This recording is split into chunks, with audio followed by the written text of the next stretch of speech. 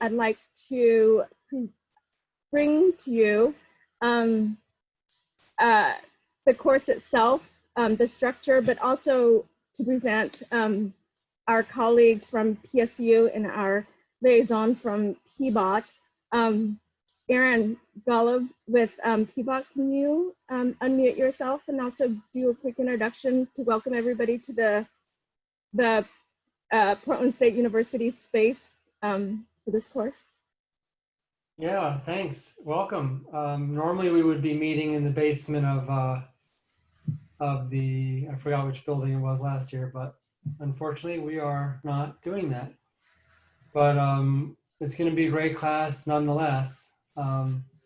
Like Tui said, it's the 30th year that we've been collaborating on this course, and it's a really interesting model. We have students from PSU.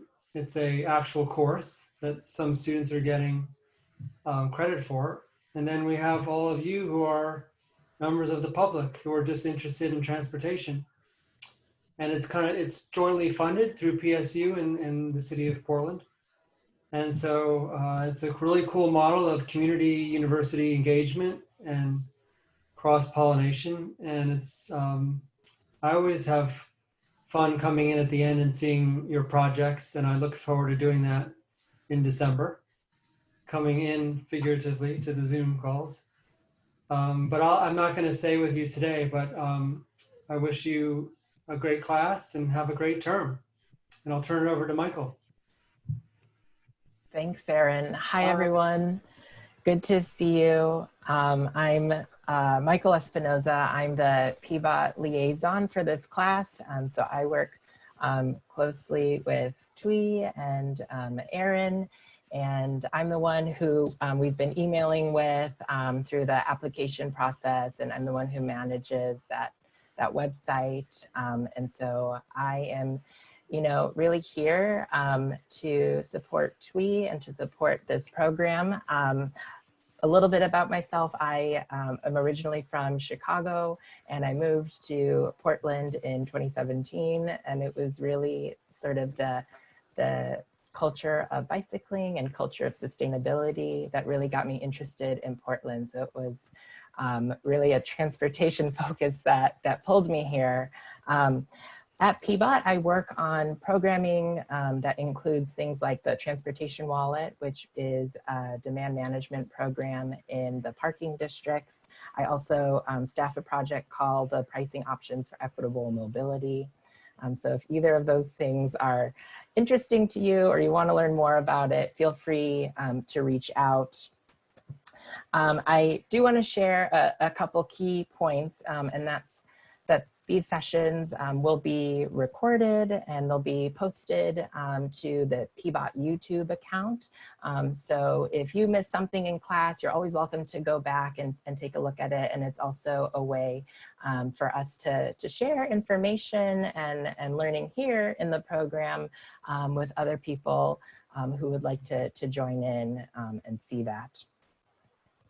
And then, finally, Aaron mentioned this, but PSU and PBOT, we work together to bring this programming and make it available. And so, our commitment to you is to, provide this opportunity. And we hope that in return, folks who are members of the public joining in on this class, that you're able to, fully commit to this 10-week course. And, after tonight, after you learn more about it, and as we go through the syllabus and the class project, if you feel like that commitment is maybe a little bit more than, what you're able to take on right now, feel free to let me know. And, maybe we can find a solution for you, or maybe you'd like to join a little bit more passively, and we might have the chance to pull in someone off of the wait list, because there is a wait list for seats in this class,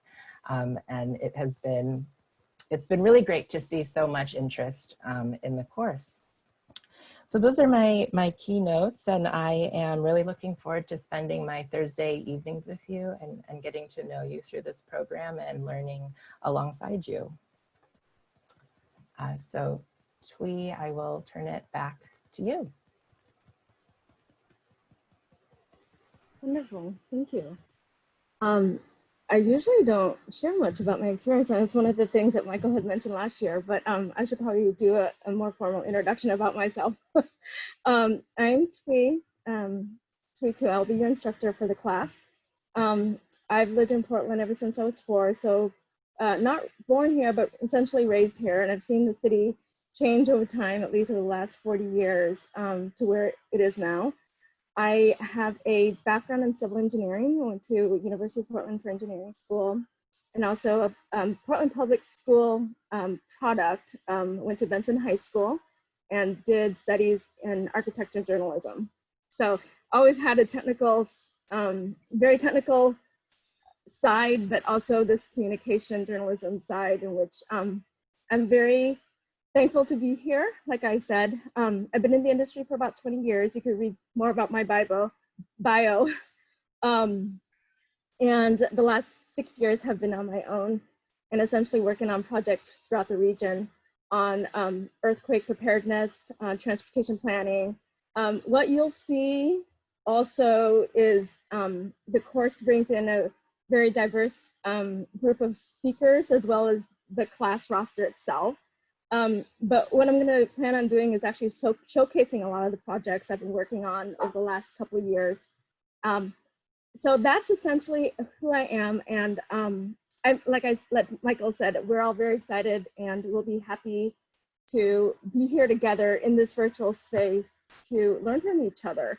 But you're going to be in for a treat, because I've got some amazing guest speakers who will be coming into the class, and I'll go through it further in the syllabus. But I'll turn it over to Molly, our graduate assistant, and so she's gonna share some more about who she is and her role in the class. Thank you, Tui. Hello, everybody. My name is Malshri, and you can call me Molly. I am essentially the link between the students and PSU, and I'm also the teaching assistant for this class.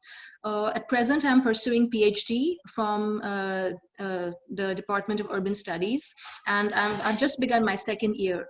So my research interests are around the areas of urban resilience and hazard mitigation, and I also want to investigate more about how to strengthen the seismic handling capacity of places using local resources and local knowledge. And I'm really excited to be a part of this program. Just saying a few more things about myself. I am from India, and I have a background in architecture and urban planning. I have studied in India, and I have also studied in Germany. And then now here I am in Portland, and I'm really happy because this place is so policy forward, and so many great things are happening here concerning transportation, urban planning, and all these things that interest me. So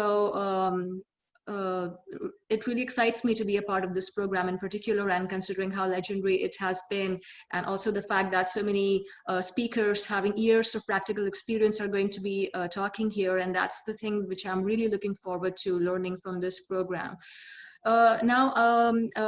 The students who are here from PSU, I just want to tell you that I would be of assistance to you at all times. And if you're working on your projects or your drafts, I would be happy to look those over and also to discuss such things with you. And you can contact me through my email or through the Google folders.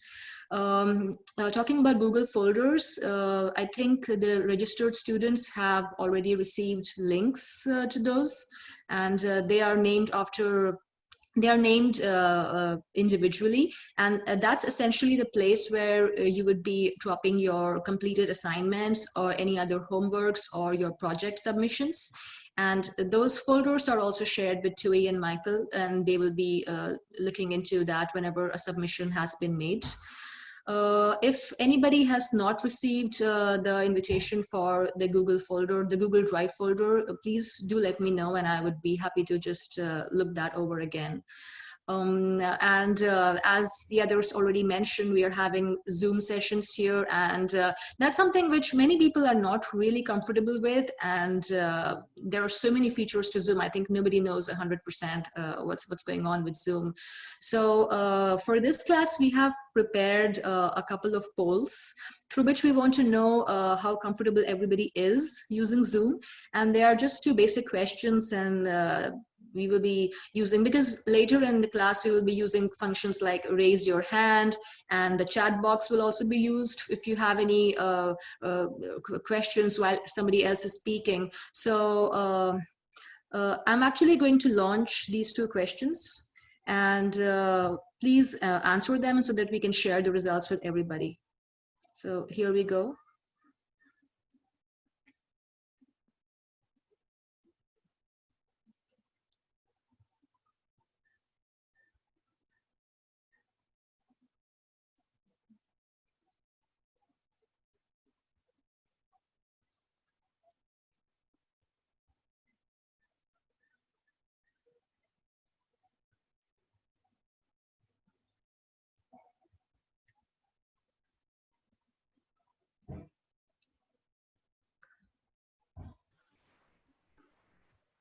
I think it's pretty exciting and interesting to be in this virtual space now. Like I said, I am very thankful that you've taken the time out of your evening to join us in the class. We also have some presentation. Molly, if you can help me when this is done. Mm-hmm. I can load up some of the Zoom function, kind of the guidelines for virtual class participation. I think we should go through that. I know that I've slated some time for us, for each of us to go through and do an introduction. So we're also going to do that as well. And usually I always make it happen, even though we're in a big class. One of the things that's really important in all my classes is to build community. And so it'll be the first time really to hold this many people in a space and who don't know each other very well or at all. But we're gonna have that as a goal to build this community of transportation folks. But like I said, the class has been very legendary, and it was started by Earl Blumenauer 30 years ago. If you may or may not know, he was our city council then, and he really wanted an opportunity for everybody to learn about transportation and how do you advocate for your systems. And over the years, we've held the courses, and some of the projects that came out of the course were very successful and were also implemented throughout the city. So you'll see and hear some of the projects that came about over the last couple of years. And also we'll have a guest appearance. Earl will be coming to the class as well. So he'll be one of our headliners, October 22nd. And then October 8th, which is this next week, I've also invited our former mayor, Sam Adams. So Sam will be here next week to talk about transportation and his work and just his influence in the city. He was chief of staff for Vera Katz, and he had spoken to this class way back when, before he was mayor. So those are and we have a handful of amazing guest speakers that will come in. So let's load. Do you want to share the poll results, Molly? Yeah, sure. So we have some results here with us already. And in the first question, I can see that about 48% of the users consider themselves to be intermediate with Zoom, and about 40% think they're advanced. So yeah, I think Zoom is, you'll just get the hang of it as we proceed in the class. And also 60% are very comfortable with using features like a mute, unmute, and using the chat box, etc. So yeah. So if you are like having trouble finding that raise your hand function, or there's something that you're trying to do, feel free to, just unmute yourself and let us know, like if you need help finding something like that. Don't ever feel like you can't ask for that. We're here to support you.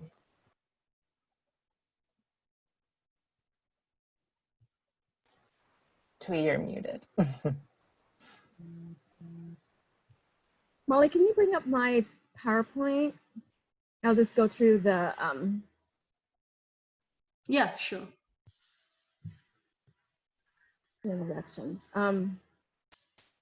Okay, so most of you will have this. So this is in the Google Drive. And what I'll go over essentially is the class, next slide shows a class, today's class schedule. We're gonna go into this. Okay, perfect. So at 7 o'clock, which is right now, we're gonna go through class introductions. So I've slated about an hour for it. And I don't know how, Michael, maybe you can help me, or Molly, you can help me with this and figuring out how do we best do this. I can call on each person, or we can do a, each person, let me call on each person. I think that might be best.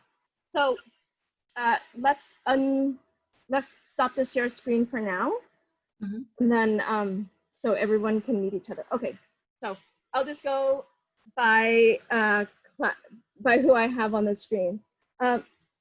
The questions I want to ask is for your introduction, if you could state your name and how you would like to be identified. And then the next would be what part of the city do you live in?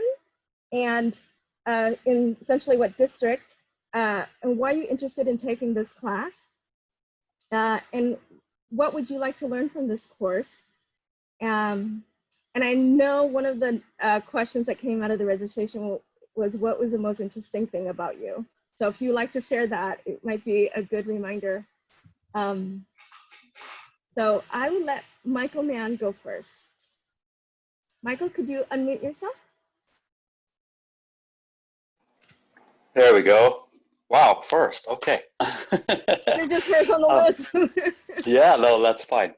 So my name is Michael Mann. I go by he, him, and I live in the Montevilla neighborhood. I've lived in this neighborhood for 20 years. I'm 60 years old and a native Portlander.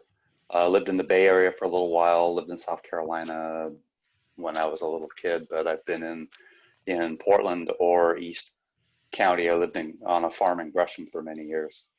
I am a semi-retired public school teacher, taught middle school for 30 years, bike commuter for decades. I love Portland. I love Portland's neighborhoods. I love biking the city. And I'm part of the reason I'm here is I want to learn more about how the decision-making processes and the planning actually takes place. And I'm concerned that our loss of momentum for active transportation, I just think we could be doing a lot more, and I'd like to know how I could be a part of that. Hope that answered all the questions. Perfect. Thank you, Michael. Nice to meet you.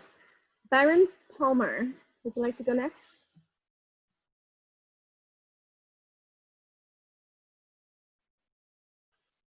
Would you, Yes. Byron? Yes, perfect. Thank you. my key didn't work. So maybe I'm not the expert I claim to be. I'm Byron Palmer, go by he, him. I live in Goose Hollow. I have been living in Portland for 23 years, mostly on the east side in the beginning, and moved to the downtown area 9-10 years ago, something like that. I'm a retired physicist and programmer. I am an avid biker. I was on the City Club transportation committee that did a report on bicycle transportation in Portland after the bicycle master plan came out, looking at it. Basically, why I took this class is I am very, very interested in transportation. I think it's a key to a lot of things in the city. It's not everything, but it is a key to keeping our city very livable.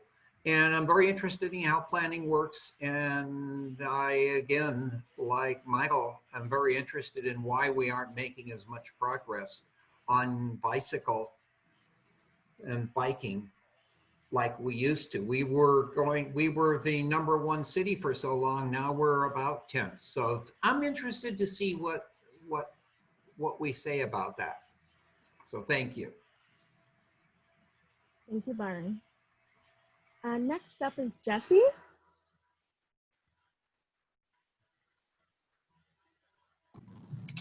Hi, my name is Jessie Jacobs.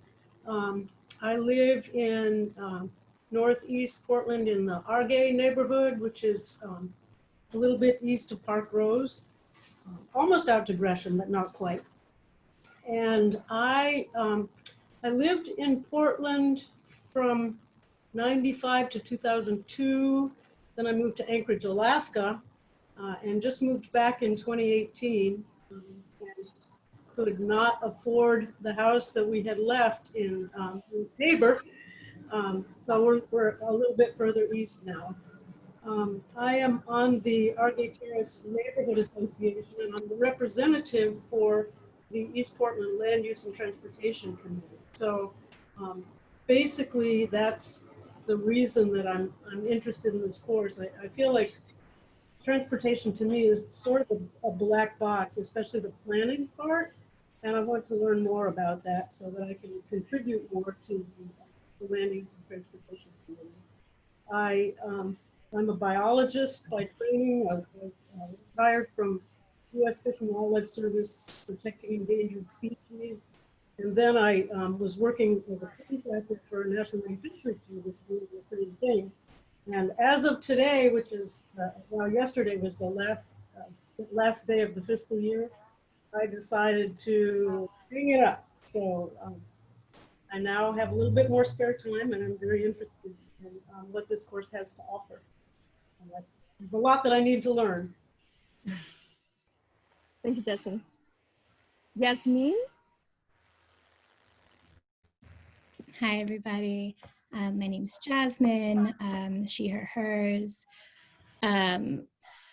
I forgot the questions, but I am here because I am on the board of Oregon Walks. I'm a walker. I walk everywhere I can go, which is difficult because I live in outer Southeast Portland. And so I am interested in placemaking and how our built environment kind of affects how we show up when we need to get where we need to go. Let's see, what do? I am a family support specialist for Early Head Start in Mount Hood Early Head Start, and I don't remember the rest of the questions, but that's me. I'm actually typing it into the chat so everybody has awesome. it. Why are you interested in this class? What would you like to learn? I am interested in this class. I think I kind of answered it because, you know, transportation and roads, that's all a part of our built environment, and it's really affects how we show up and how we get to where we need to go. And how safe it is to get where we need to go. So what do I want to learn? You know, at Oregon Walks, I'm on the board with a bunch of folks who are in this world, and that's a lot of like transportation folks and all this jargon that I don't understand. So I think, one, to learn more, and then two,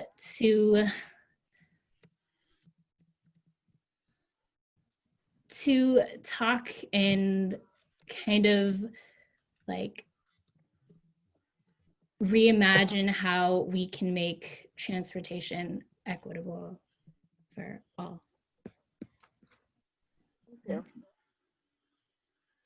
Back then, I would ask people, how did they travel to get here? But I know everyone's home. Megan, would you like to go next?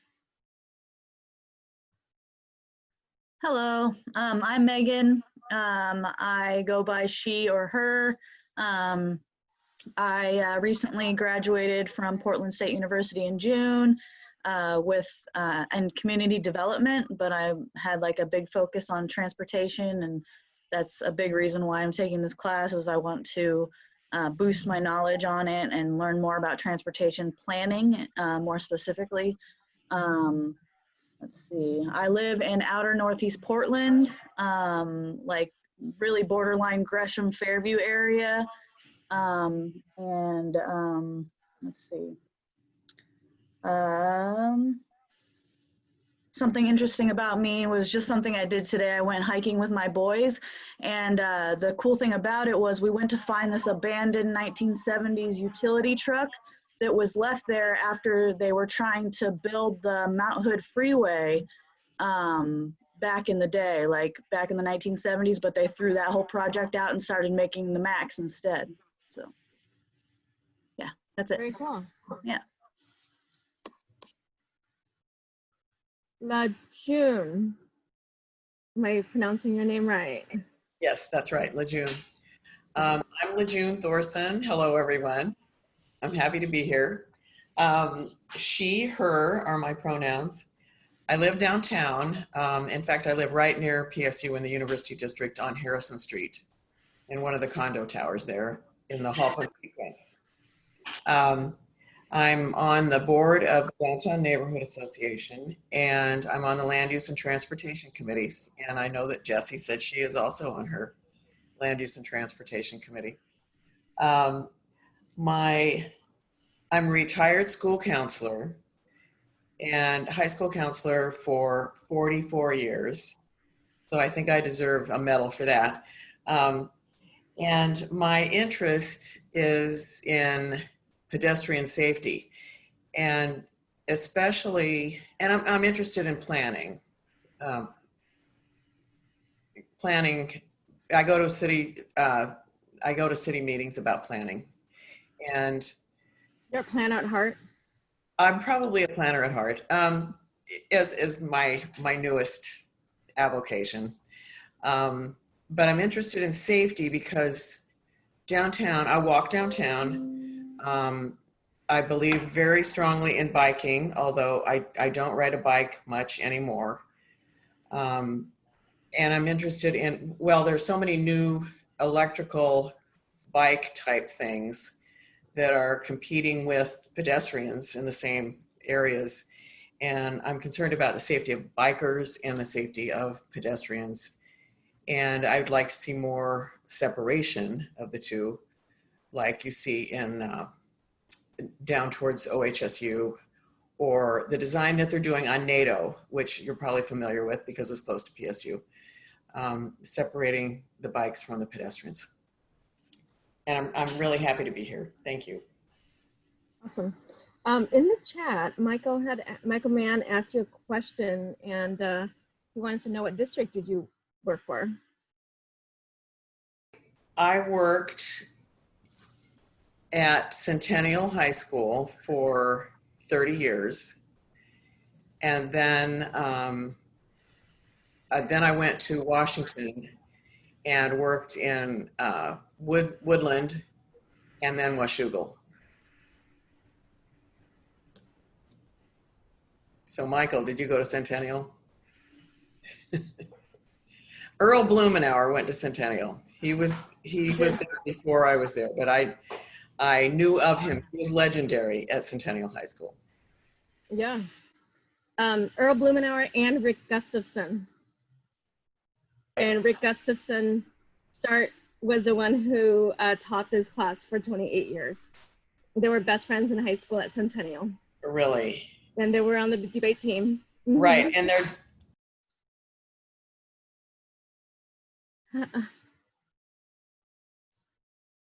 You should unmute yourself if you want to talk. Glenn Lamb, their debate teacher, talked about them. Oh, yeah. They were graduated before I was there, but yeah. Yeah. Well, Rick Gustafson and Earl Blumenauer will make an appearance together. Great. On the 22nd, so it'll be fun. Yes. So, Sure. Karen, would you like to go next? Karen Awesome. Hi, I'm Karen Gerard, and she, hers, and I live in Ladd's Addition. I am on the Hosford Abernathy Neighborhood Board and just joined as their Land Use and Transportation Committee.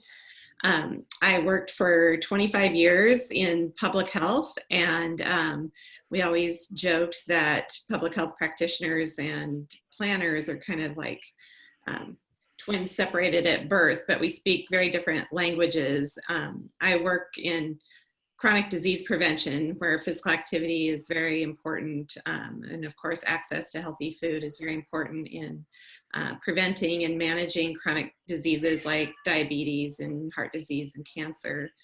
And I'm very interested in just learning more about the transportation system and how to influence it, and also very concerned about pedestrian and biking safety and access, and have a particular interest in healthy aging in our communities, and making sure that communities are accessible to all ages and abilities. Really glad to be here. Thank you. Thank you. Nice to have you. Ray, would you like to go next?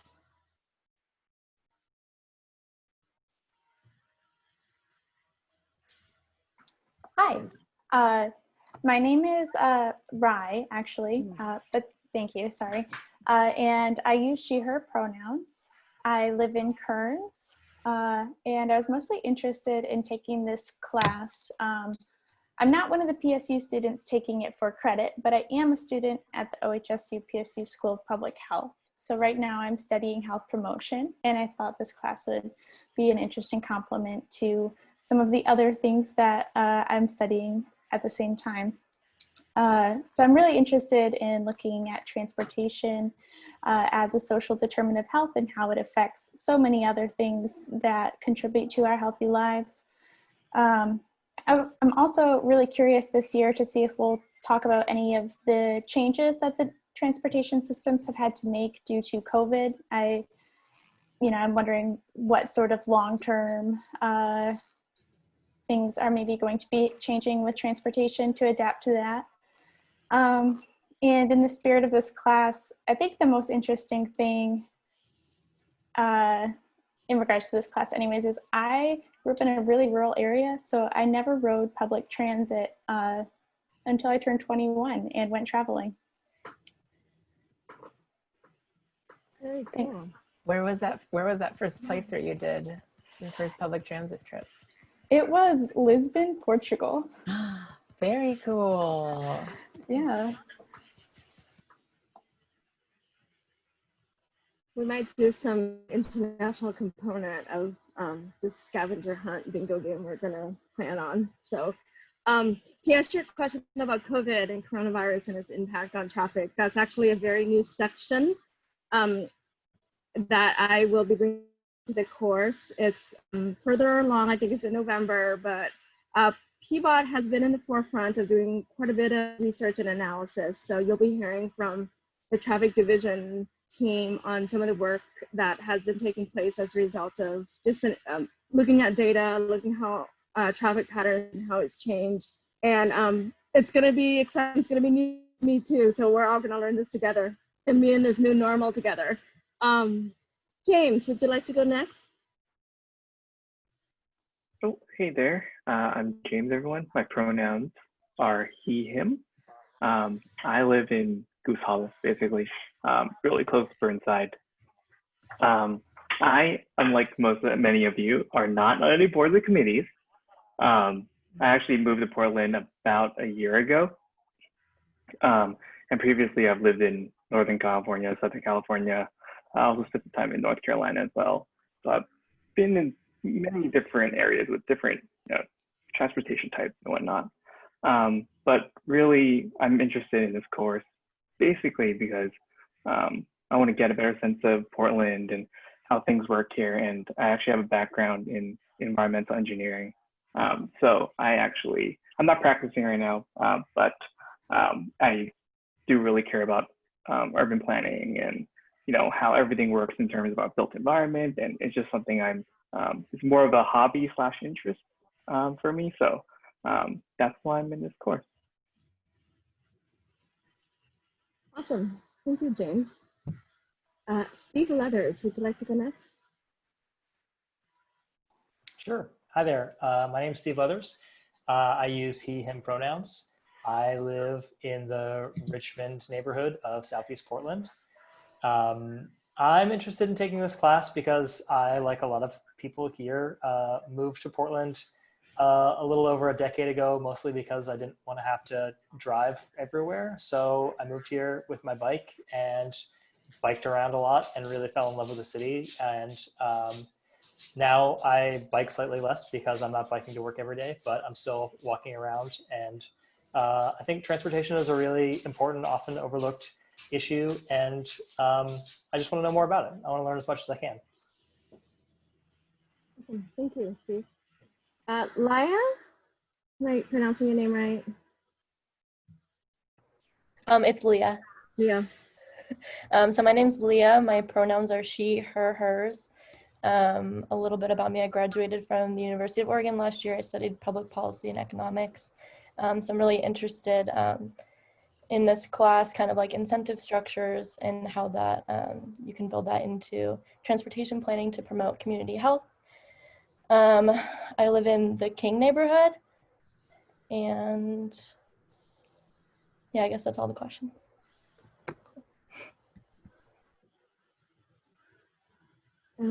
Nick, would you like to go next? Yeah, hi. My name is Nick. My pronouns are he, him. I live in Southeast Portland. I'm down in Selwood.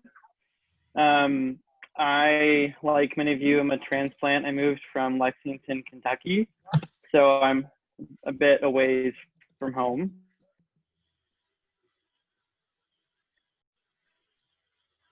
Yeah, I was just in transportation and Portland, I don't know, longer. It seems to me has really been like rethinking what an American city can look like. And so I was really interested. I studied architecture and I'm interested in urban design. So I was interested in the city. I moved here in January, so kind of an odd time to move, but I'm still enjoying it. And I'm also really interested to hear about traffic patterns post-COVID, and if that's an opportunity to kind of shift how we do things, or if we're all going to buy cars. I'm interested to see how this goes. So I'm glad to be here. Thanks. Thank you, Nick. Ashley, would you like to go next?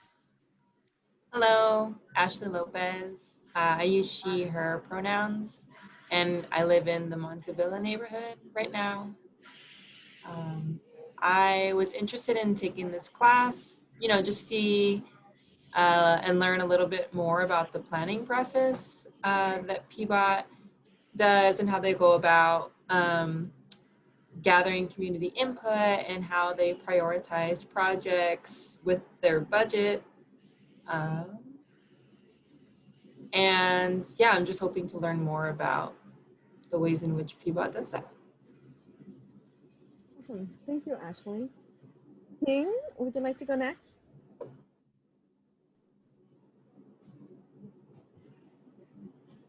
Yes, King. Did I say that right? King? You want to turn your audio on? We can't hear you. It looks like you're unmuted, but just the audio isn't coming through. Do you want to try maybe unplugging your headphones and plugging them back in?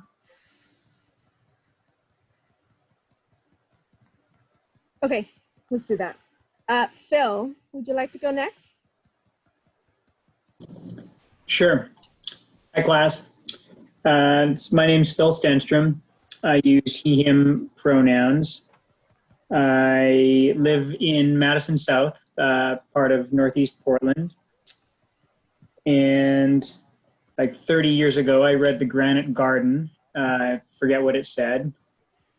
I I was a little sad no one dreams of Zoom, but okay.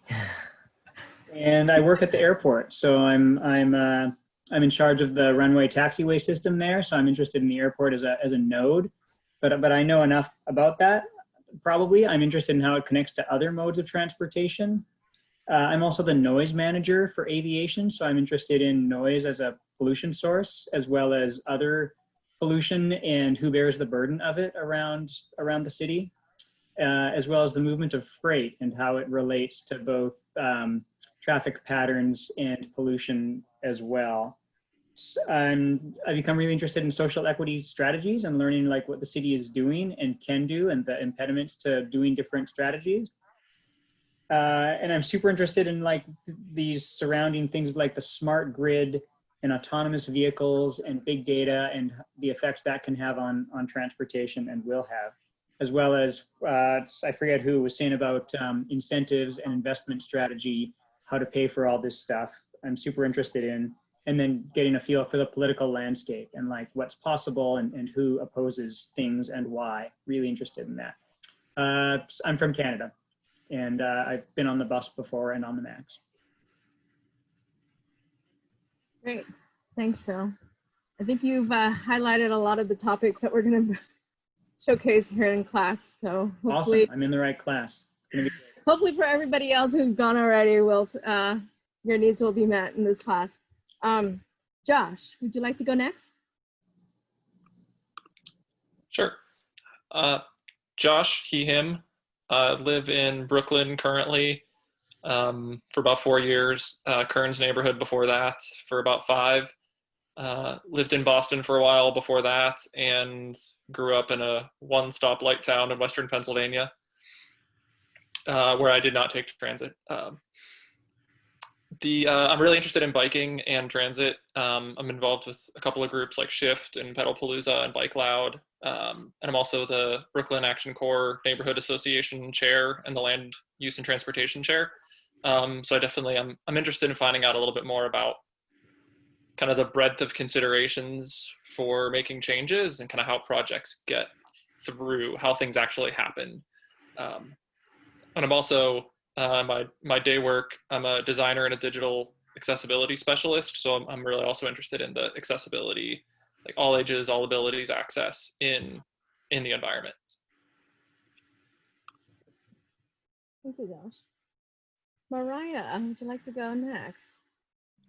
Yes. I see that we had your cat made a cameo. Yeah, that was Piper. She's a little bit peeved that nobody is paying attention to her, so she decided to join. My name's Mariah. I've also moved to Portland when I was 4 and have lived here pretty much ever since. I grew up in the Hollywood neighborhood, lived last year in Montevilla, and now I'm back in the Hollywood neighborhood.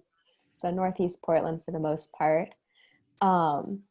One of my passions is disaster risk management, but from a transportation standpoint and from kind of my job perspective, most of my engagement with transportation has been around climate change and how can we get more folks on public transit, biking, walking, rather than driving.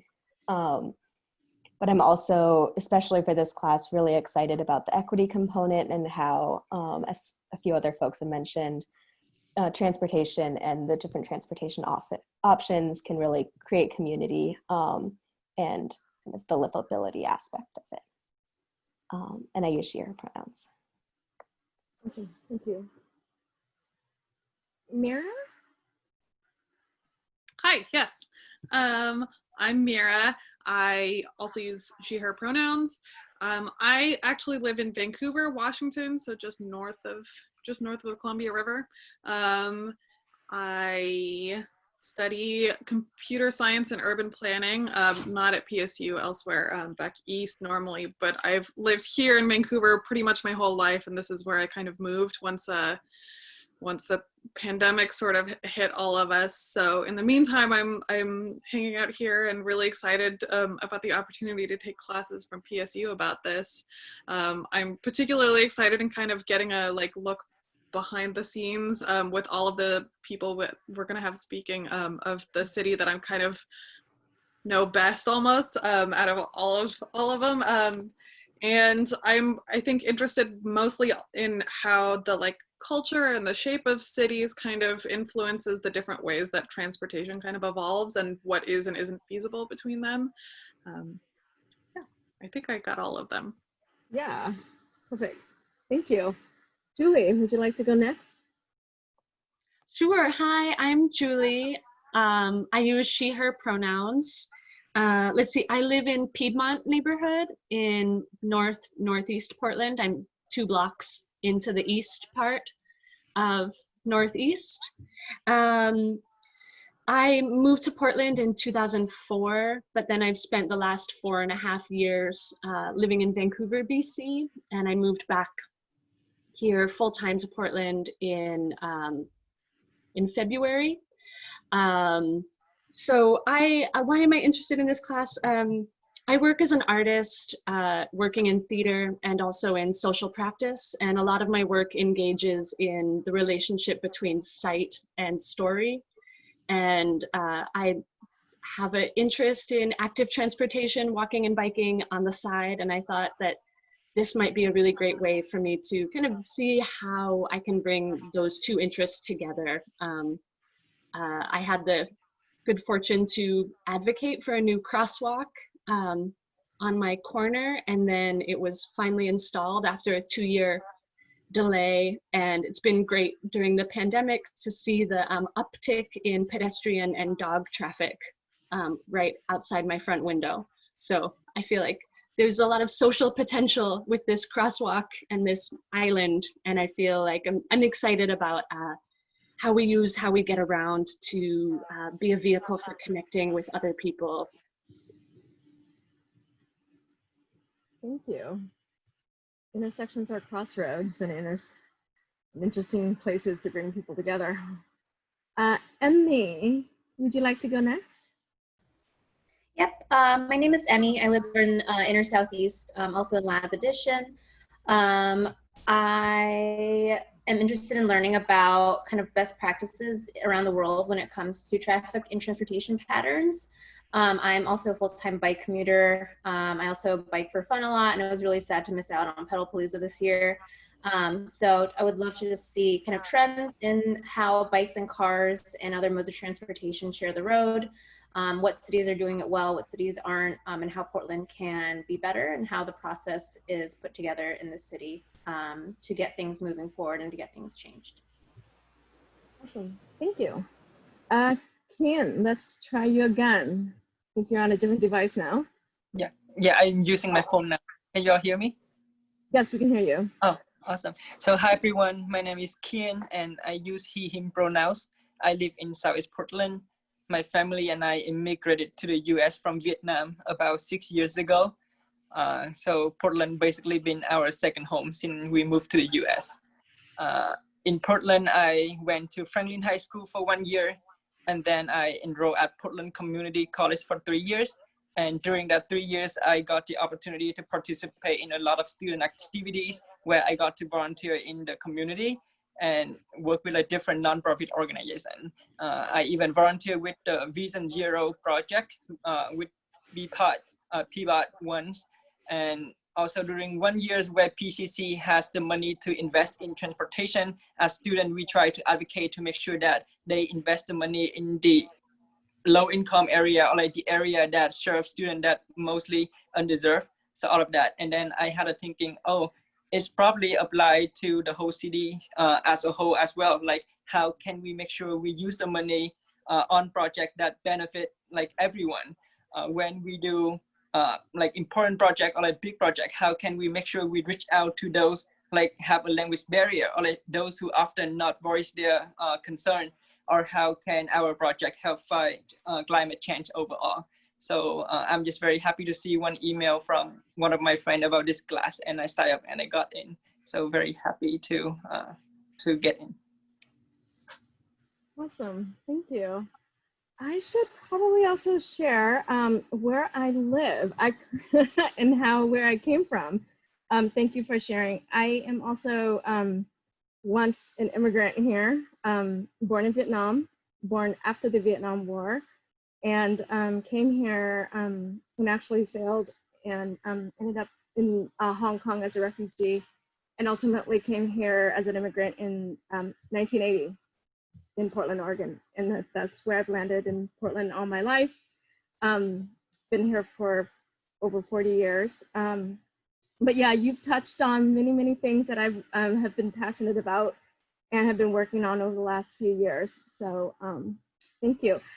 I also know there are other folks who are tuning in who may or may not be students. And Michael, can you help me out? I know their videos are not on.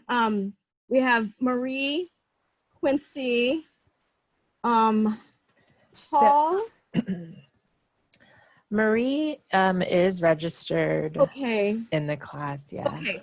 Hi. Yeah. Hi. Hi. Would you introduce yourself? Yeah, so hi, my name's Marie. I have my little kitty right here. And so my pronouns are she, her, hers. And I am living in downtown Portland at the moment, in the Park Blocks, so just right by PSU. I am at PSU, I'm pursuing a Geographic Information System certificate. And so that's why I'm taking this course. It's super related to GIS, which is the acronym for it. And that's essentially why I'm taking it. There's a lot of connections. And probably the most interesting thing about me is that I'm currently working on a project that would extend access to geographic information system software to a lot of community organizations and nonprofit organizations. So because it's sort of like this software that's really related to planning and a whole bunch of different uses, but there's kind of a barrier with that software between knowledge and access to the software. And so we're just trying to make it more accessible for smaller nonprofits. And if anybody has any interest in that kind of thing, please talk to me. It could be a great conversation, and also just something that if anyone wants to work on that'd be really cool. So yeah, that's me. Awesome, thanks. You know, we have time.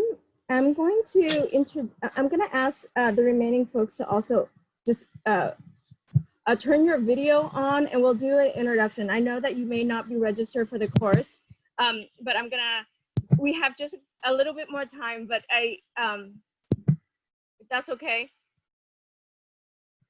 Quincy, are you registered for the course? I think so, yeah. Okay, sorry. Yes, Quincy is on the list. Hi. No worries. It's all good. Hello, everyone. I'm Quincy. I need to. I go by he. Your name. Oh, good. Yes. Go on. I go by he, him, his. I'm an urban planner with a transportation focus. I graduated from Claremont McKenna College in LA a couple years ago, where I studied environmental analysis with a focus on sustainability in the built environment.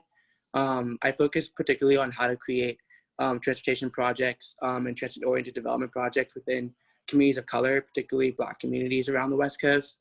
I've been doing planning for the past 2 years.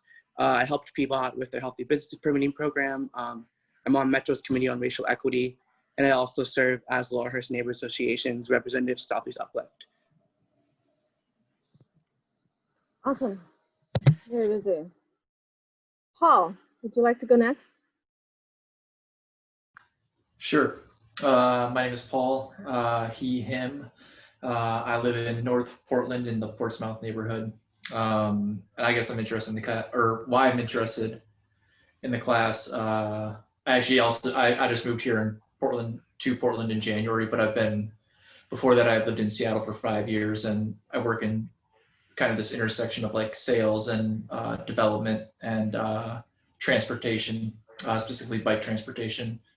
And, you know, I see all these projects and come out of these minds with PBOT in terms of like the creativity of these projects, and, you know, how do we create that pretty much we're trying to piecemeal together this transportation system that's equitable, that's accessible, and like, but isn't ultimately, like, I guess why do these ideas get so watered down through the pipeline? And how can we, and then towards what I'm hoping to learn is how to be a better advocate to like effectively be able to bring better projects that come out of the minds of the creatives at transportation agencies to the streets, to the people. Awesome. Thank you, Paul. Yeah. I'm gonna butcher your name. Please tell me. Davia? Divisha. Yeah. Huh? Divisha. Okay. Like if you're tie-dyeing something, and then Visha. Hi everybody, my name is Divisha Gordon. My pronouns are she, her, hers. Go back up to the questions here. I live in St. John's area. I've actually grown up here since I was existing. My grandfather bought a home. He was one of the few Black families who actually bought a home in University Park area when he moved down from working on the pipeline. Why I'm interested in taking this course? Well, I'm interested in taking this course because I work in housing. So I work for the city and I work in housing, and I'm very interested in seeing how transportation intersects with housing, especially social justice work, affordable housing, and its impacts on the Black community specifically as it relates to a project that I work on, the North-Northeast Housing Strategy. I would like to learn just everything from this course. I am a novice when it comes to transportation. I'm not going to claim to know much about it beyond my experiences with Black liberation rides, bicycle rides for those who might not be familiar, and of course riding the bus for, I always joke, I've been riding the bus since I was 6, but I've been riding the bus for a really long time, even with my parents. Yeah, that's mostly what it is about me. I think some folks mentioned like their mode of transportation. I currently drive now, but I was an avid user of public transportation. Did everything on public transit, practically raised my kid on public transit, breastfed on public transit, did a lot of things. So really excited to be a part of the course. And I did register. I hope it's noted as Yeah, you did. Sorry. Okay. Thanks. Yeah. I rode the bus ever since I was 4. And I grew up on the bus too. Awesome. Very cool. You know, so we have Katie. Did you go yet? No. No, and I just, did my video come on? Yes, your video came on. Okay. Hi, I work with Matthew Davis. I joined in late because I'm also doing that course with Dr. Destiny Thomas. Which seems to have some relevance. I tuned in because I'm interested in all things transportation and equity related. I'll be honest, I'm not registered. Matt just sent the link and thought that I would be allowed to watch today. If that's not true, then I won't come back. You're welcome to be here. Okay. You're welcome to be here. That's why I wanted to meet everybody, including Matthew. You should turn your video on. I haven't seen you in years. Anyway, so thank you. Awesome, thank you. I want to say though, this class has been so popular, and we broadcast it out to on my LinkedIn, my Facebook, and one of my colleagues from Toronto is like, "Can I come on?" And I said, "You can come on and watch." But Matthew, I can't even see your face. So Matthew and I'll share with you. We're colleagues. We worked at a consulting firm together. There you go. There you go. Hi. I miss you. Oh my God, I haven't seen you in ages. It has been forever. I know. So we worked together. We were both traffic engineers for URS. I think you were working out of another office in the Midwest. You came to Portland, and we tried to hire you to Portland, and you're like, look at where we are now. I know, right? I know. Yeah. Do you want me to go through the 5 questions or? I would love for you to. I know you're not registered, but you're no. So I'm not registered. No. You're a good friend of mine, and you can still stay in the class. But I just. Well, I appreciate it. Yeah. I appreciate it. No, it's great seeing you. So my name is Matthew Davis. Let's see. Let's go through the questions. He, him. I live in the city of Toronto. If you're familiar. and if you want to say what district, downtown. I know we don't really have districts like Portland does. I'm interested in taking a course basically because, as Twee said, when I worked in Portland, I was amazed by how progressive things were even back then. I mean, Twee, I can't even remember how long that was ago. But I was there during the time of Fairless Square days. So yeah, so it's quite a while. And you know, I got the chance to work on the Transit Mall and other things. And I worked in Seattle on the South Lake Union streetcar while I was out there. So I really had a big interest in transit. I'm from New Jersey originally, and I grew up on New Jersey Transit. So I can't even tell you how long I've been riding on buses and light rails and streetcars and the like. So what I wanted to learn from the class, like I said, Twee put out the message about the course. When I looked at the syllabus, it was just amazing how much aligned it was with some of our goals in the city of Toronto. I've been lucky to get a position where I can actually make some of those types of changes at the city of Toronto. So my official title is Manager of Capital Projects and Program. And I have like 6 subgroups under those. My budget team, surface transit team, active transit team, which Katie, you just got introduced to. It's basically a huge part of that. I have like a project major studies team, capital coordination team, and a transportation safety team. And so the whole reason they grouped these folks under me was so that we could actually make some of these really progressive changes. And one of the biggest cross-cutting items we have in all of our groups is equity. And so we really are looking very hard at how to bring equity into all of our decision-making for every sort of type of transportation project, any type of initiative. And the challenge, because I'm from New Jersey, I'm from the US, but I've been in Toronto now for like 10 years. And so the challenge, right, is in a place like Toronto where it's viewed as a melting pot and a nice, sort of haven of diversity. The challenge is actually demonstrating that there's a need for some sort of equity analysis and equity approach. And Katie is here. We could tell you if you ever asked or if we ever got the chance to talk about this further, there are definitely equity challenges in Toronto. And so by learning from a place like Portland, which has been so great, and Twee, I know you're high quality, so I'm looking forward to staying on the course and seeing how everything goes. I'm looking forward to learning a bunch about what Portland does. And the COVID-19 portion of your work is really applicable to us as well. So Katie and I think I actually had one of my other staff on here, Cindy, was here for a while, but I think she may have dropped off. But we may one of us or 2 of us or 3 of us may cycle in throughout the 10 weeks. And we really appreciate the opportunity. Thank you. Thank you. Thank you. I think I thank you, Matt. It's great to see you. You too. Thank you for putting a plug out for me.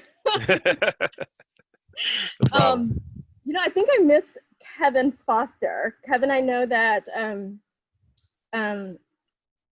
you're kind of in between things, but I know that you are registered. I'd love to hear a little bit from you, and we'd like to hear about you if you want to stay in the course or not. So I'm not sure what your plans are, but I think you're on, so we should do a quick introduction. Sure. Well, thank you. Yeah, I'm like in the middle of trying to touch up things in my house before I sell it. So I apologize. Yeah, the course seemed really interesting to me. I moved to Portland like a decade ago and worked in the service industry. I was a cook and then a chef for like till 2013. And then I was taking my undergrad in economics at the time, and then life happened. And now I'm working as a software developer. So I've kind of been all over the place, but I'm really interested in looking at, getting back into community building. I've been kind of focused on other things and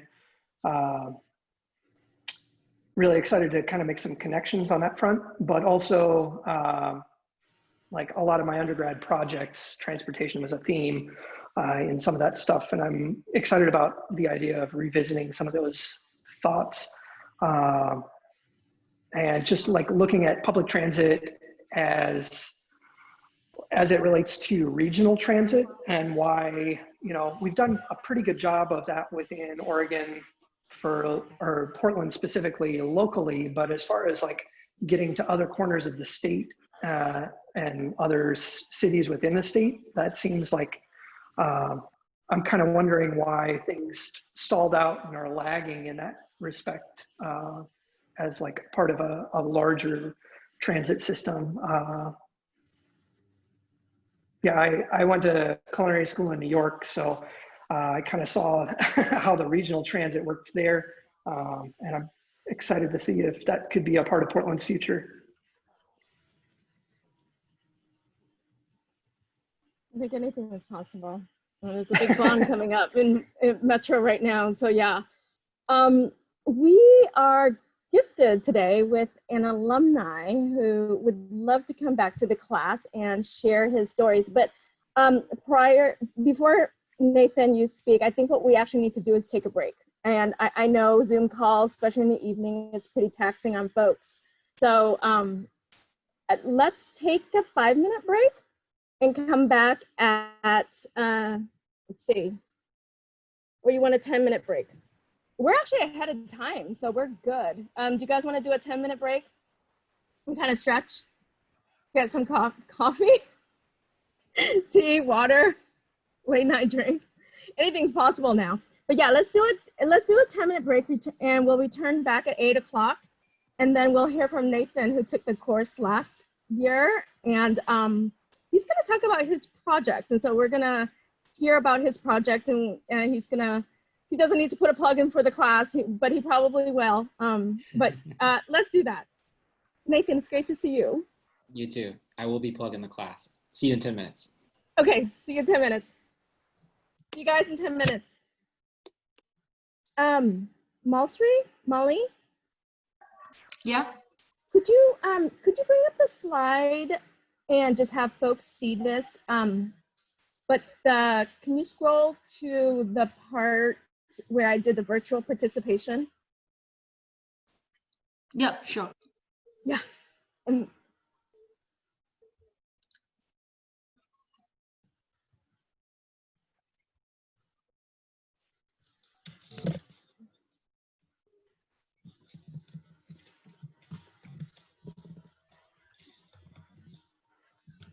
Let me know which slide you're talking about.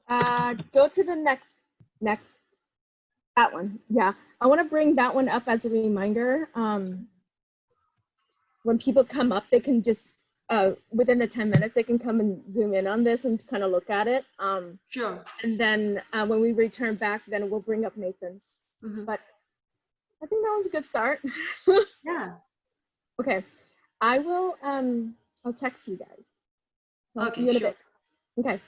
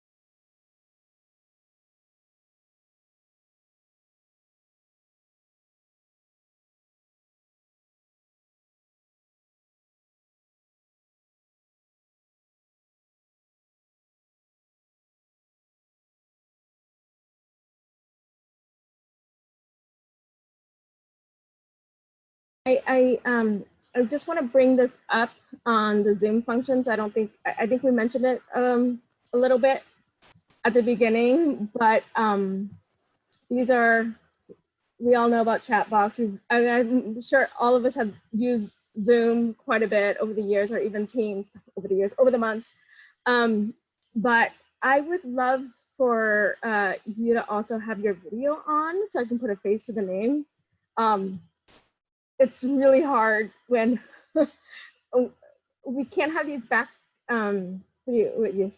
these break conversations, because you need a break from the camera anyway. But as students, I think one of the things that I think more people will tune in later. So if you're registered, if it's possible, I'd like for you to change your name, to put an asterisk before your name, which I did here. And I think later on there might be more people, and Molly and Michael and I might have a hard time identifying who are the students and who are the general public, now that we're all in this virtual space together. So it gives a differentiator for us for that. But for those who are students, I really do encourage you to have your video on. I did kind of a snapshot earlier, but here are the Zoom functions. You guys all know about it. You know the class is recorded, is live streaming recorded. There's also a caption function, a closed caption function.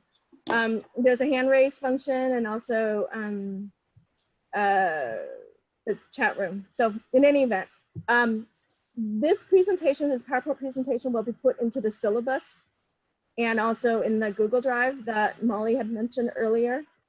So I think we're back on. So Molly, could you bring up Nathan's presentation, and I'll introduce Nathan and we can get started on the second half? Yes, and as you're doing that, I just want to point out, Rai asked a question, like if you're registered, like yes, that counts. So if you put an asterisk up at the front, that would be helpful, especially you know, in future sessions we'll do like breakout groups, and Right. that'll help us on the back end be able to put people who are registered in the class into the breakout groups. And then if there are, like, you know, members of the public who are just tuning in for that day, they'll stay kind of like in a lobby, or they can have a room for themselves if they want to talk to each other. So Julie had asked about the Google Drive. No, it's for everybody. So you should be getting a link. We can double check on that, Molly, and make sure. Yeah. Yeah, but I'll all check that. students, okay, all students should have access to the Google Drive, and that's essentially where we'll be turning in homework assignments and your project and such. So yeah, we'll do a double check on the link. But we have Nathan here, so I want to bring up, I want to introduce Nathan and ask him to come back to kind of bridge the gap between the two courses, the last year's course and this year. And during the break, we had talked about how Nathan was really kind of ahead of the game, ahead of the curve, in one of his passion projects for the class project was on telecommuting. So I will hand it over to Nathan. I asked him to come and speak on behalf of last year's cohort and do an introduction to this year. So Nathan, I'll hand it over to you.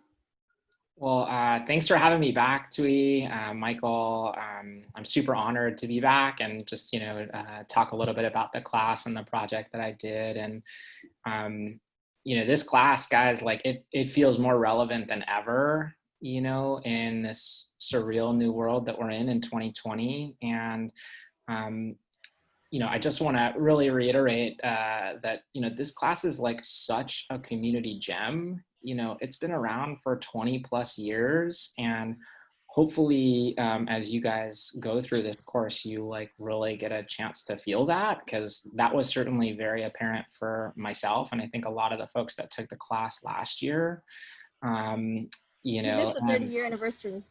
This is right. What was that? 30th year anniversary. 30 years, holy cow. And I think like a few things I would just like really highlight is that like one of the things that really is amazing about this class is some of these projects that people have done and pitched in this class over the years, like have actually become like real life things in this city. And that just, you know, really blew me away as I got to learn more and more about the legacy of this class.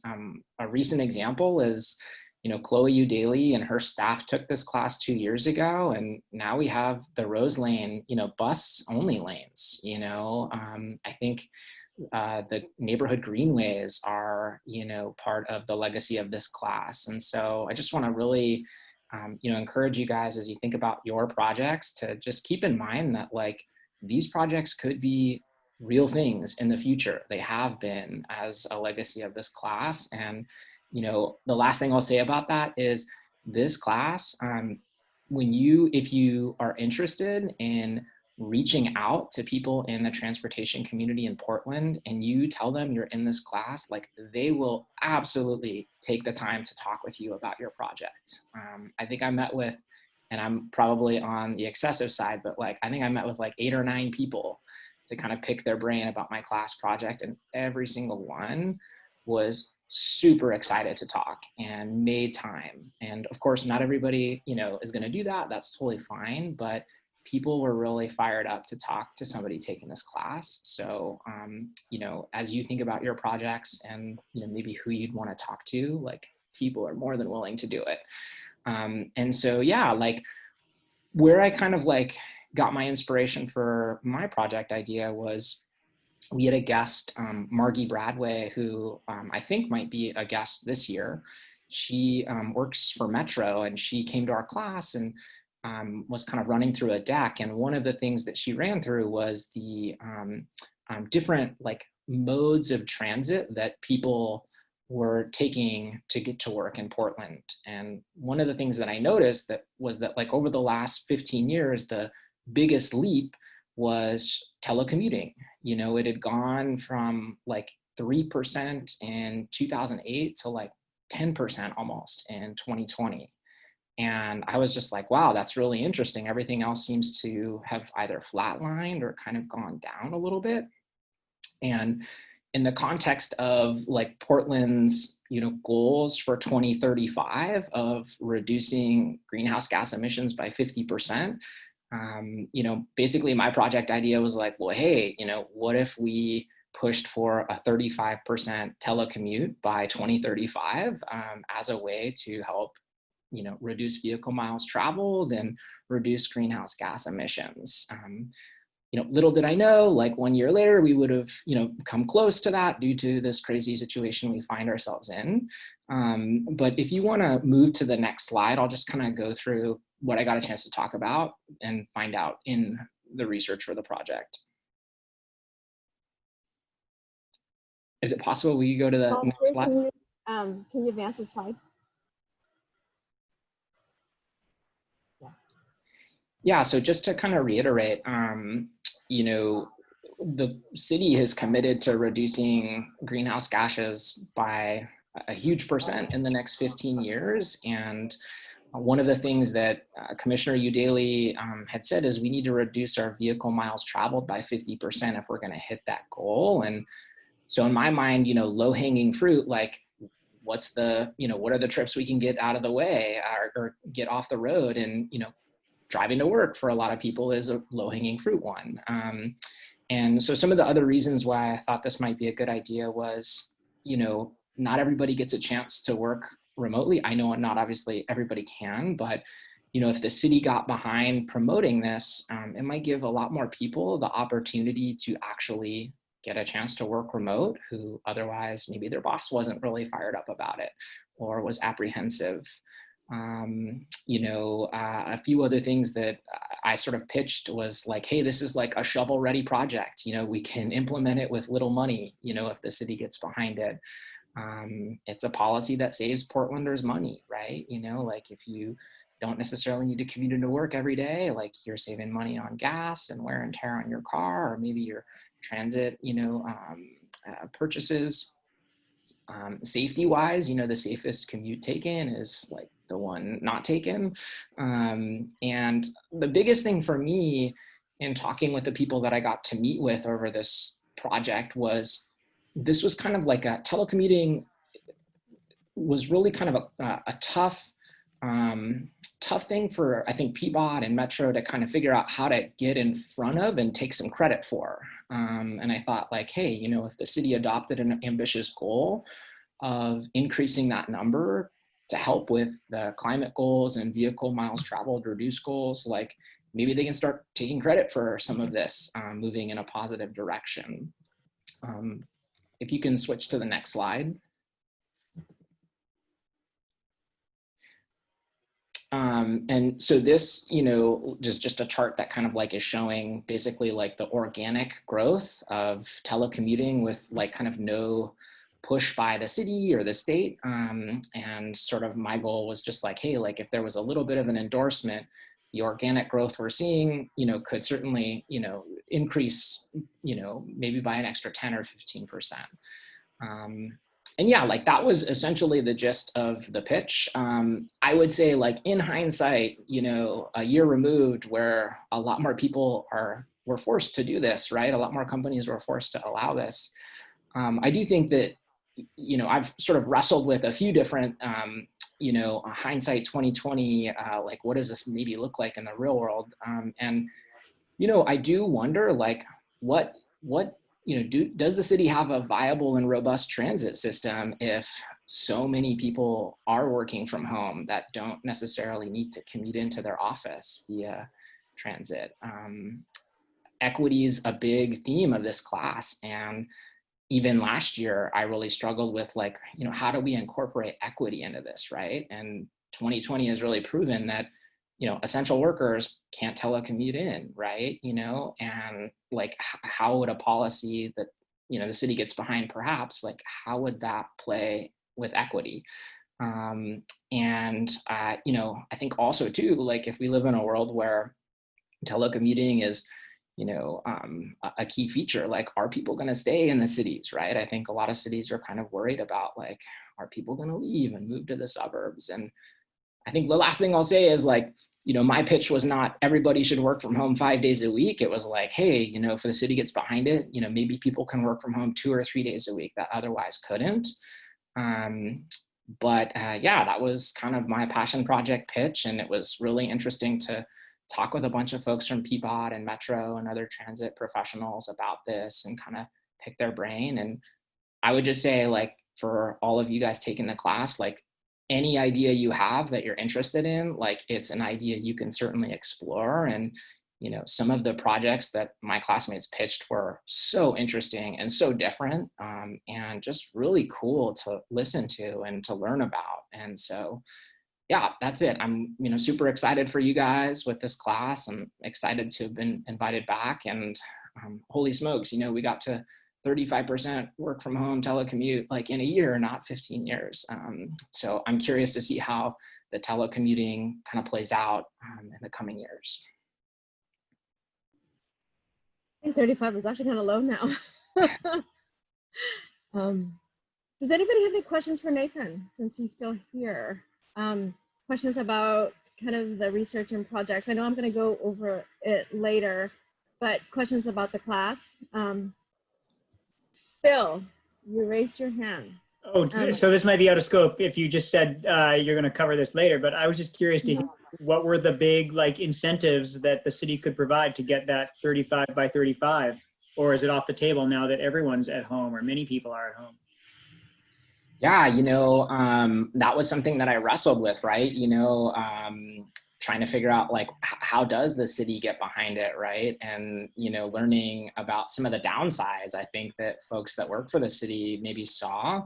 I think that, I don't know that necessarily there was like any one or two incentives that I learned about. I did learn through the process of doing this though, that like Seattle, for instance, they have a program in their city where basically every employer that has more than 50 employees has to like report into the city how they're going to help and incentivize their employees to drive to work less, to reduce their miles. And that was something that I picked PBOT brains with, and, folks at Metro. I think for me, like the big thing was just like, rather than necessarily a financial incentive, was just like, tacit encouragement and adopting it as a way maybe for employees to have conversations with their employers about the possibility of working remotely 1 day a week or 2 days a week. Awesome. Thanks, Nathan. Quincy, I saw your hand go up also. You like to ask a question? Yeah, it was related to kind of working across governmental agencies. I know that can sometimes be hard. You mentioned that you worked with PBOT and Metro to do the project and kind of understand. I was wondering if you have any advice or feedback with that process and trying to get two agencies to work together for a common goal. Yeah, it was super interesting, right? Like they, you know, the folks at PBOT and the folks at Metro, I think they have my impression was they have a good relationship. You know, they kind of have the same goals, but certainly, you know, they have different stakeholders that they have to speak to. And, you know, I think, you know, in my conversations with some of the folks at Metro, you know, like they're, you know, representing parts of communities in this metro area that like aren't, you know, downtown Portland, that don't necessarily have like super walkable neighborhoods with, you know, a bus route like 2 blocks away, right? Or don't have like robust internet, right?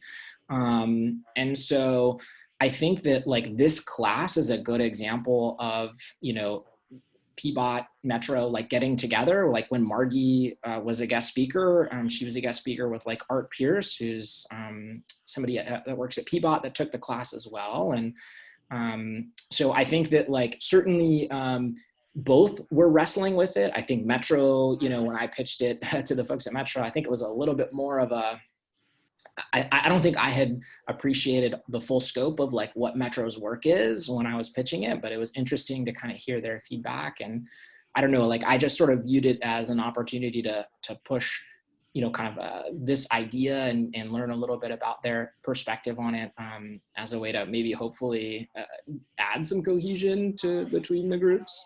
I don't know that I fully accomplished that, and, you know, certainly would recommend that that's something that, you know, classmates this year keep in mind if they're going to meet with people. Thank you, Nathan. Karen, I see your hand up as well. Would you like to ask a question? Yeah, I just had a technical question. Maybe I missed it, but 35% being what exactly? Is it ever telecommuting, or is it a certain threshold per week? And then my other question is, do the different agencies measure those things the same, or was part of the project getting people to agree on definitions for measurement? Yeah, so the mode share, you know, how they measure that is, I think it's the Census Bureau that like sends a questionnaire out, you know, and the question is, I think, like, how did you get to work last Wednesday, right? And then they sort of like measure, you know, they fill out multiple different, there's boxes you can check, right? And telecommuting's one. So it was, you know, let's get to a 35% telecommute by 2035. And then I'm sorry, what was the second question? Oh, my question is just, did the different agencies measure this the same way, or was that an issue? But it sounds like they did use the same measuring tool. Yeah, my understanding was they all used that census piece. And of course, like, you know, it's not a flawless measurement, right? You know, it's probably far from it. But again, the thing that just really stood out to me in that presentation that Margie did that kind of sparked this interest, and, you know, of course, my interest too, like I was a remote employee before this pandemic hit. So, you know, I've seen a lot of the benefits for me personally. But it was by far the biggest mode share that was growing over the last 15 years. Whereas again, a lot of mode shares that we would like to see grow have been flatlining, you know, or going down. Like the bike commute, you know, rate has gone down pretty significantly over the last 5 years, unfortunately.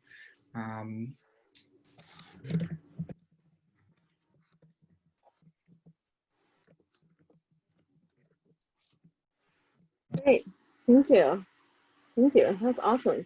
We have 20 minutes left of class. You can stay on if you want, Nathan.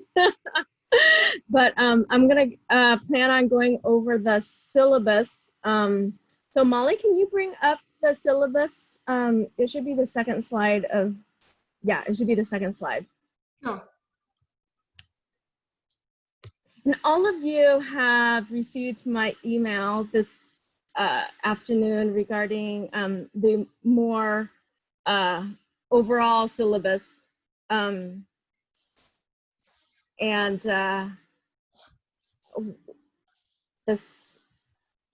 Yeah, the third one actually. The third one is good. Back.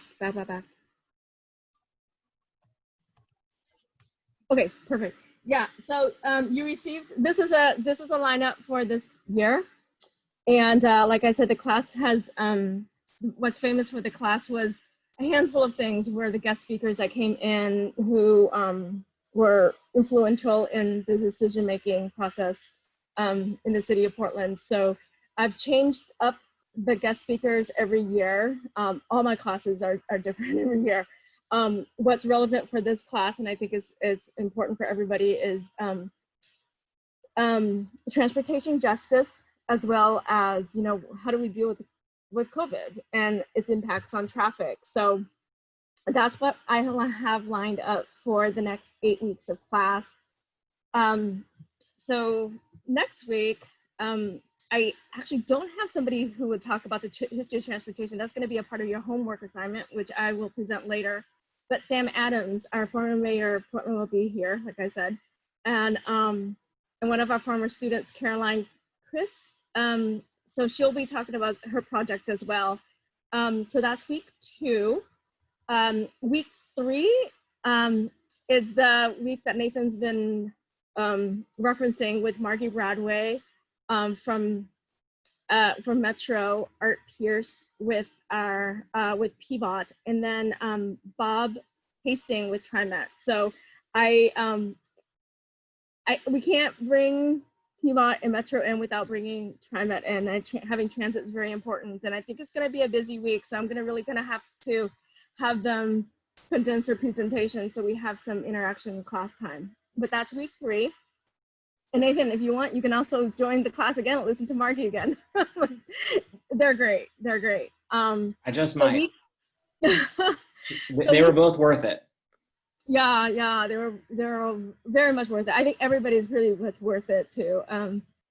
Week 4, I slated as transportation justice and racial equity. I think it's very important to talk about those issues as they become more prominent here in our world, here in Portland and everywhere else. But that's the week that Earl Blumenauer and Rick Gustafson will be here. So Nathan, I think you just have to stay in the whole course again. But I've also invited— You got him.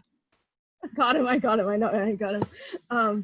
I also invited Marisa Demal. She's with PBOT, and she did a really great presentation last year on planning and engineering for equitable systems and walking while Black, and really, really relevant things in terms of equity and how do you think as a designer, how do you think as an engineer? So I laid out the course as the history, and then we'll go into planning policy, and then Earl will just make an appearance. And then Marissa will talk about how do you really plan and design for our systems. And then week 6 is, I'm gonna highlight a project that I've been working on during the summer. It's actually called the Clean and Just Transportation Network. But equitable is important, and also sustainability is important. So that week I've invited 4 nonprofits that have joined together at the beginning of this year to build what they call a transportation system, a network. And so what I helped them do was actually build a MOU, a guidance principle, as we build out this huge nonprofit. So that week is for a nonprofit. It's gonna be really interesting. So it's Climate Solutions will be here. Climate Solutions, Oregon Environmental Council, representative from them. Fourth Mobility, which is electric vehicle. So I'll put a plug in for EVs, because I think that's also the future of our transportation system as well. And Verde.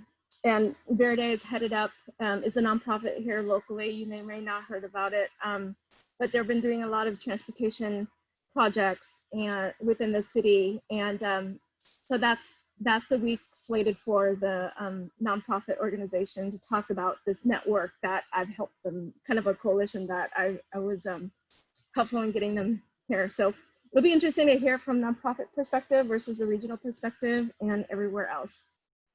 And then week 7 is on active transportation and community for resiliency.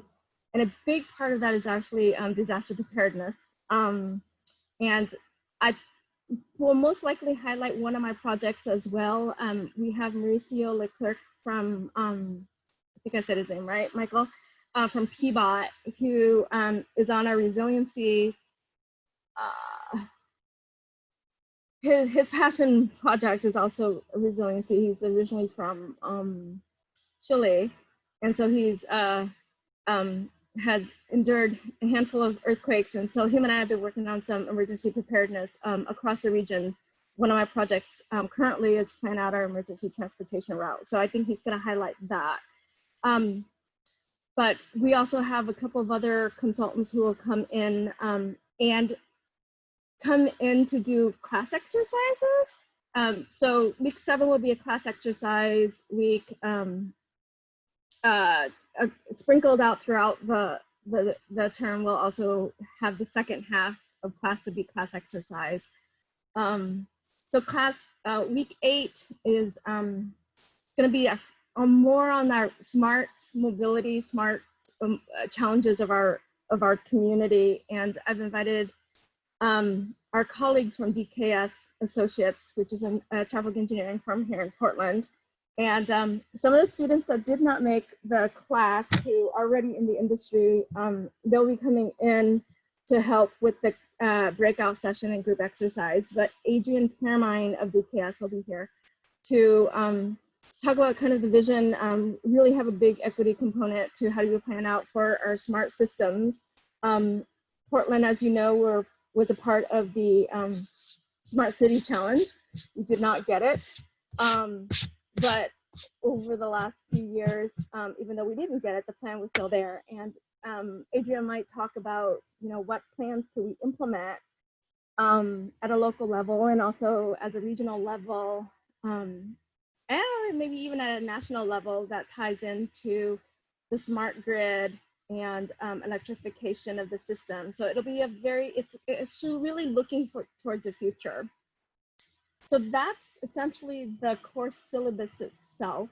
The detailed syllabus that you received has more of the who's in line, who are the guest speakers, and it may change based on availability, but I am pretty sure I have everybody confirmed. And so after week 8, there's Thanksgiving. So we're gonna break for Thanksgiving. And the 2 following weeks after Thanksgiving are reserved for presentations. So as some of the comments and feedback from last year, we didn't have enough time to really share, and I had to rush through the presentations really thoroughly, like really bad. But usually at the end, we invite our commissioners, some of our commissioners and some of our directors. So this year, I think December 3rd or the first week, we have Commissioner Joanne Hardesty slated to come. And then we've also invited Chris Warner, our director of PBOT, will be here as well to review your projects. And our newly commissioned deputy director, Nathan, you're not familiar with, is Millicent Williams. So Millicent was one of our guest speakers. She came to speak when Tamika Butler was here last year. I was not able to line up Tamika this year. For those who know or may not know of Tamika, she's just really amazing advocate for transportation and speaks on transportation justice all around the nation. Tamika loves this class. She made an appearance last year, spoke with Millicent Williams, but this year she's not able to make it. But Millicent may be here. I've asked her. She's now the deputy director of PBOT. And the other person that I've invited is Irene Marion, who is our equity coordinator for PBOT. And her role is more than just that, but she's, yeah, she does, they're all like doing really great work for the city. But this is the one year I think we're gonna get representation a lot from PBOT, mainly because it is a PBOT course, but we also have collaboration with others. But yeah, those are the topics that we have upcoming. And if you can advance a slide, Molly, to the next. Does anybody have any questions on that? Let's advance to the next one. We're done with that one. Okay, so the course structure. So like I said, this is in your syllabus, but I'll go through this just in high level. But this year, I want to really be cognizant of having class participation time. The structure of the course, like I said, the first half will be presentations. And the second half will then be class exercise or follow-up or assignments of homework. But we'll also do a project update. And one of the popular things that came out of this class, which we couldn't do this year, is a field trip. So in lieu of the field trip, what we're planning on doing is a scavenger hunt, kind of a scavenger hunt bingo game. So it'd be cool, it'd be very interesting, kind of an idea that came out of my head. And I'm like, but I also want to get some feedback from you as to how you want to do this scavenger hunt idea too. So we can talk more about that. It looks like I have a comment from Megan.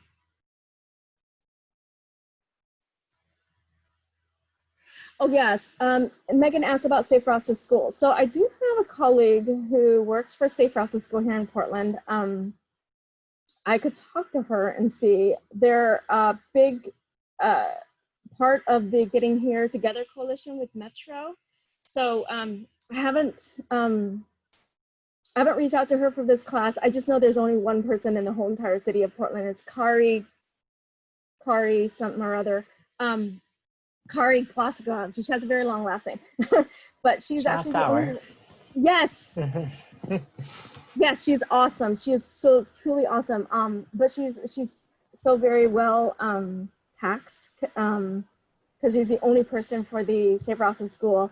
But let me talk to her and see, because we can also get representatives from the Getting Here Together coalition, which at Safe Routes to School is a part of. I was also going to say that the Safe Routes to School program at PBOT resides in the Policy Planning and Projects group, and Art Pierce will be here, so he could speak to that program as well. Yeah. Okay, I think I see two hands. Let me see who they are.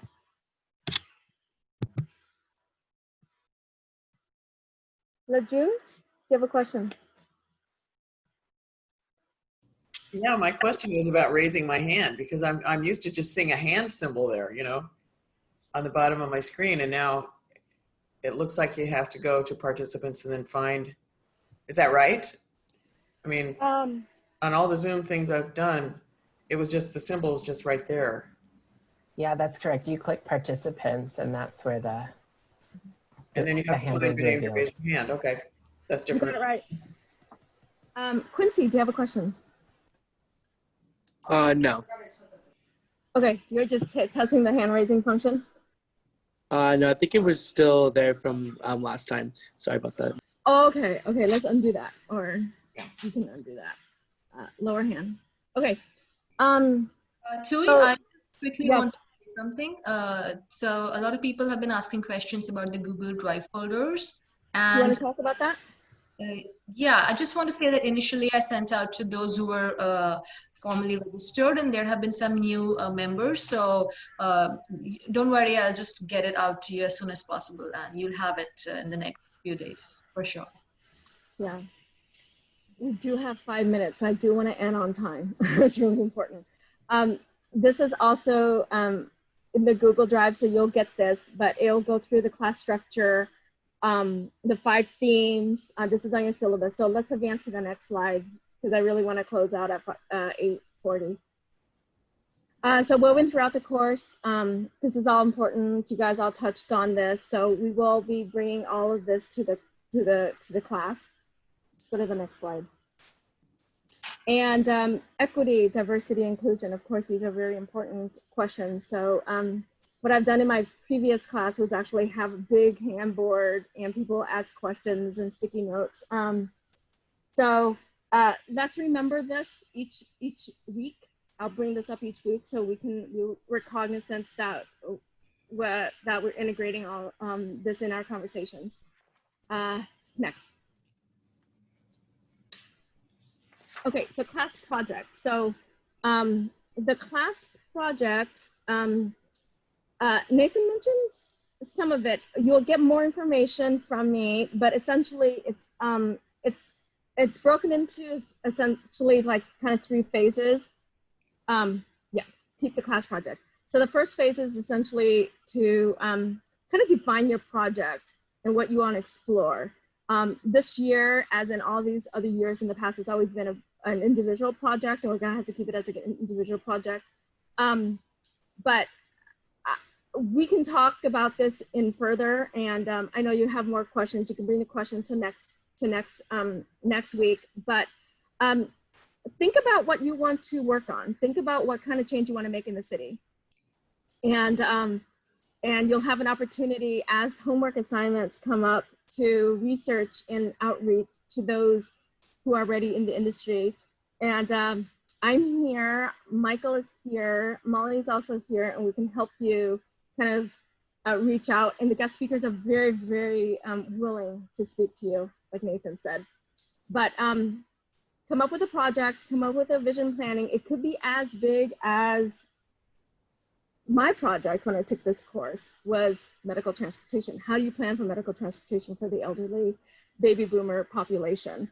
And I think we're still struggling with that. But it was very theoretical, high level, or it could be a very small little intersection project and a crosswalk, a passion project. So that's what we have for projects. I'll give you more detail. We'll give you assignments each week so you know what to do. Let's go to the next slide. And I think the next one is the scavenger hunt bingo game. So think about this. We're still in the development stages right now, but in lieu of the field trip, what I'm planning to do is for you to go out about the city and seek out different types of transportation infrastructure, bridges, different modes of transportation. There's bridges, bikes, cars, pedestrian, greenways, e-bikes, e-scooters, transit buses. There's so many different things, but we'll develop this as we come along. And what I would like is for you to do your research and take pictures and share them, and we'll share them on the Google Drive. And just so that I know that you're getting out, we all need to get out if we're not doing this together. Okay, next slide. I think we might be good.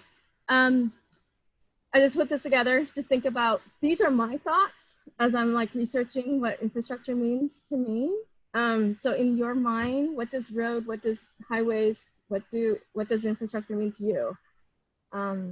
Next slide.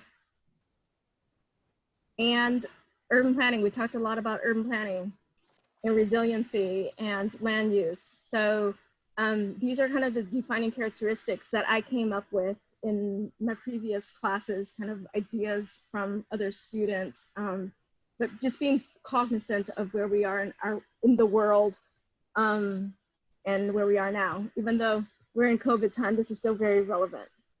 Next, I think this may be it. Recommended readings is in your syllabus. Some of it's here. Next slide. I'm gonna close pretty soon. Homework class exercise, the privilege wheel. This is kind of an exercise that I've used in the last couple of classes. It'll be fun. It'll give you a chance to look at where you are in the world. So this is our first equity, first homework, which is look at where you are in the world. And I can explain this in more detail in the email. But that's the homework number 1.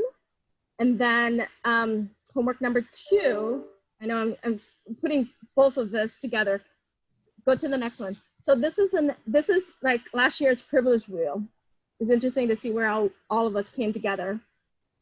And then homework number 2 is actually this, and this is photographs and audios of the history of transportation and where we are in the world and how the tribal community have been impacted, also giving ways to the history.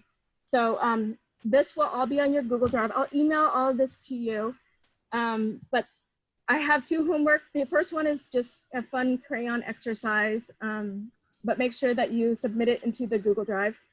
And that should be it. Let's go to the next one as I close up. And I think that's all we have. I'm at 8:41, so I went over a minute. But I'm here if you guys have any questions. I know we should close pretty soon. I know that I laid out everything pretty quickly, but we'll have more time during our off class time to communicate. So I'm here if you have any questions. Feel free to email, call me, or text me. My information is online and in the syllabus. So, you guys loaded with a ton of questions? Yes.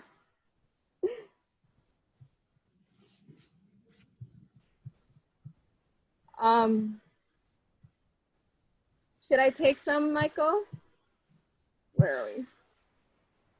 Yeah, go ahead if you have questions and want to stay on, but it is, 8:40, so thank you so much for joining. I certainly have enjoyed getting to meet new people. It's not something I get to do very much during COVID time, so thanks for spending a Thursday evening here. Yeah.